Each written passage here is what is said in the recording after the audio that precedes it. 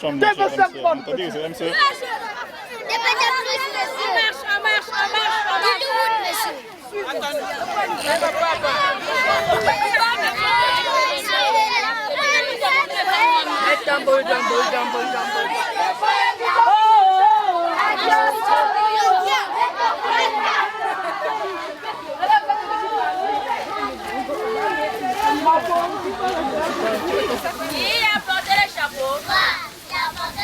Vite, tu me retournes la bolo, hein?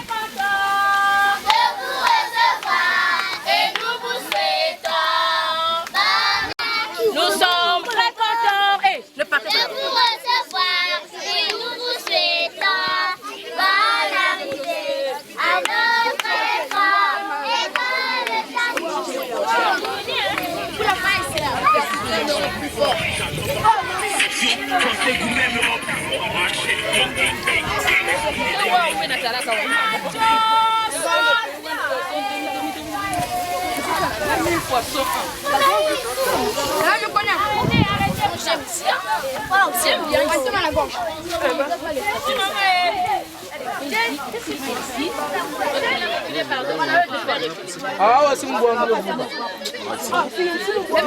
Reculez là-bas d'abord, on va vous appeler. Ne venez pas seulement pour voir seulement pour vous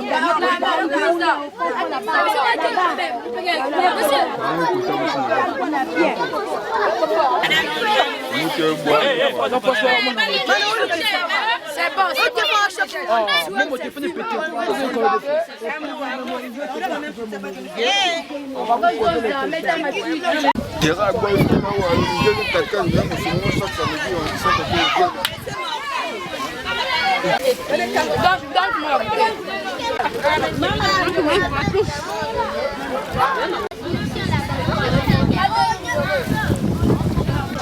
Sortez normalement. C'est ce qui va me permettre d'aller sortir. Lundi, mais moi je vais aller développer ça comme ça. Je dois aller développer au labo, mais au labo on paye là-bas.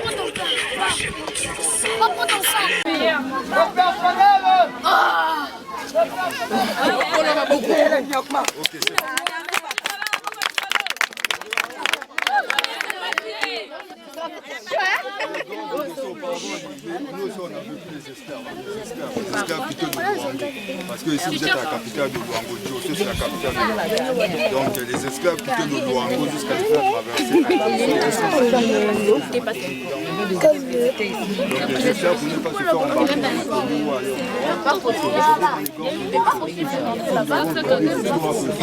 Elle doit tomber la bête. Mais ça ne veut pas dire que vous devez sauter dans les gorges, là vous allez mourir. Mais ça doit venir à une horreur. Donc vous êtes là où vous allez survivre.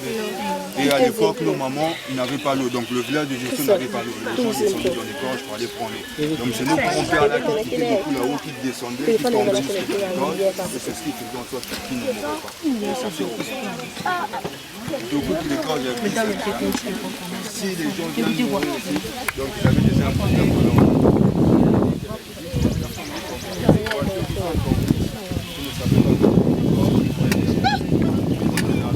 La voiture se cabosse, mais la personne est saine, pas de blessure, rien de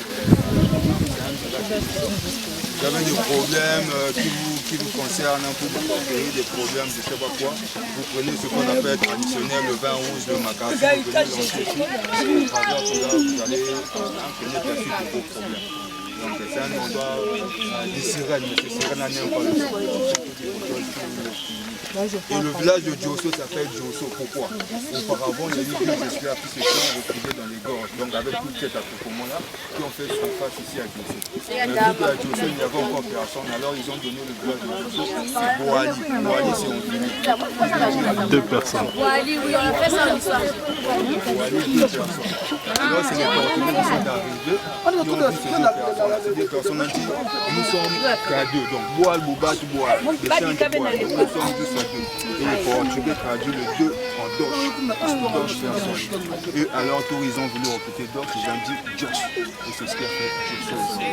Pourquoi Diosso? Parce que que c'est une terre au fil des esclaves. Donc partout là, vous avez des esprits surnaturels qui viennent de Dieu. Donc c'est comme un sous forme d'un paradis. Donc c'est le reste tout le monde. Donc c'est qu'on fait Jos.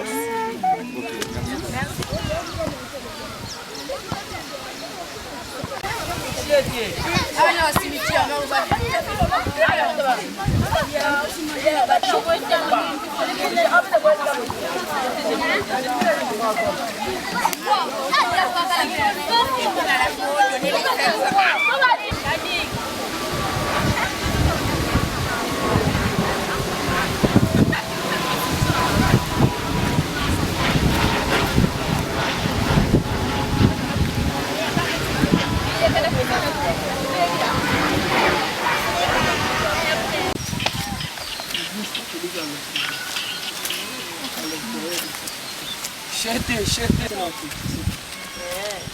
Ça c'est la maison de Bourré, l'avocat international. Donc à l'intérieur.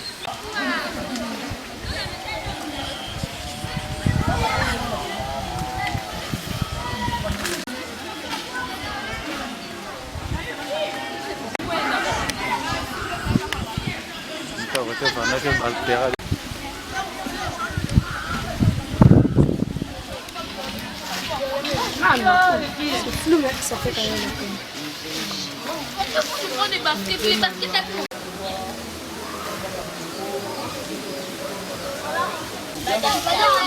Non, avant d'y aller. D'accord, oui, c'est dernier but. Maintenant, tu fais de la n'était pas dans le bon.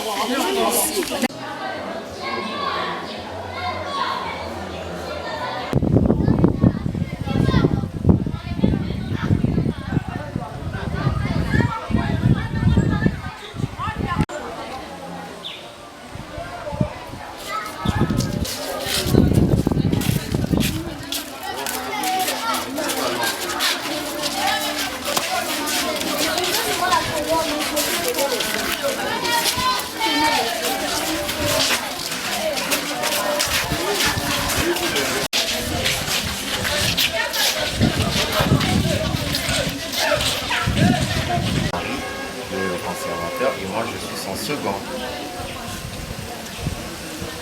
Diosso. Qu'est-ce que Diosso? Diosso est la capitale politique. Il fut la capitale politique du royaume Luango. Le royaume Luango, vous l'avez vu à l'école. C'est un royaume vassal du royaume Congo. Vous irez chercher dans le dictionnaire ce que c'est un royaume vassal. Ça vous permettra déjà d'avoir une notion de recherche.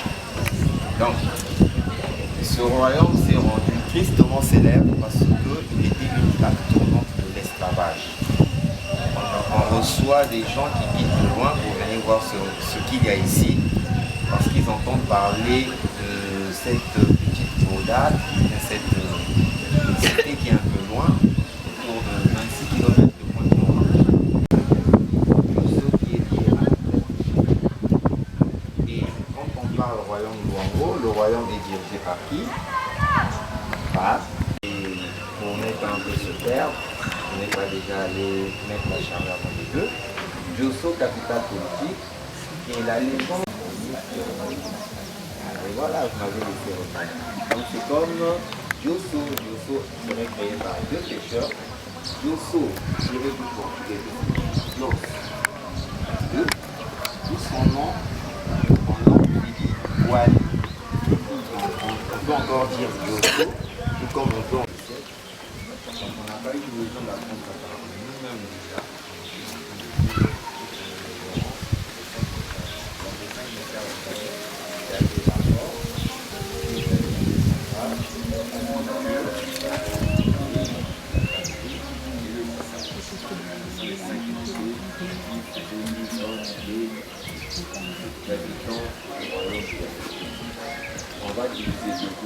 Je peux dire que ça s'est bien passé. On a découvert plusieurs choses. On a découvert la gorge de Diosso. Nous sommes allés au terrain de gorge et là nous sommes au musée. Ça s'est bien passé. On nous a expliqué certaines choses qu'on ne connaissait pas. On a appris plusieurs choses avec mes collègues et en tout cas j'ai beaucoup appris pendant cette excursion. J'ai découvert que la gorge de Diosso existe pendant plusieurs années et c'est une grande partie du Congo. C'est beaucoup plus découvert par des étrangers, qu'il faut aller aussi, je vous conseille aussi d'aller le découvrir vous aussi. Et au musée, il y a plusieurs choses à apprendre de l'histoire du Congo. Et que j'ai appris que le Diosso est une capitale économique de Luango. Et il y a aussi une capitale politique qui est bien. Je remercie M. Tachi, qui est notre directeur, et Madame Lagesse, qui nous a permis de pouvoir apprendre beaucoup de choses pendant cette excursion. Je leur remercie beaucoup et je souhaite à d'autres enfants de pouvoir avoir cette opportunité à apprendre comme nous. Vous pouvez nous parler de la découverte que vous avez eue aujourd'hui? Bon, aujourd'hui, c'était très instructif. D'abord, on est passé par les gorges de Diosso. Après, on est passé au golfe de Diosso. Et là, après le musée, ça nous a appris plusieurs choses dont on ne pouvait pas apprendre à l'école, en cours. On a vu ce qu'on nous expliquait en page. Et c'était vraiment instructif. Déjà, je remercie M. Tachi et Mme Tachi.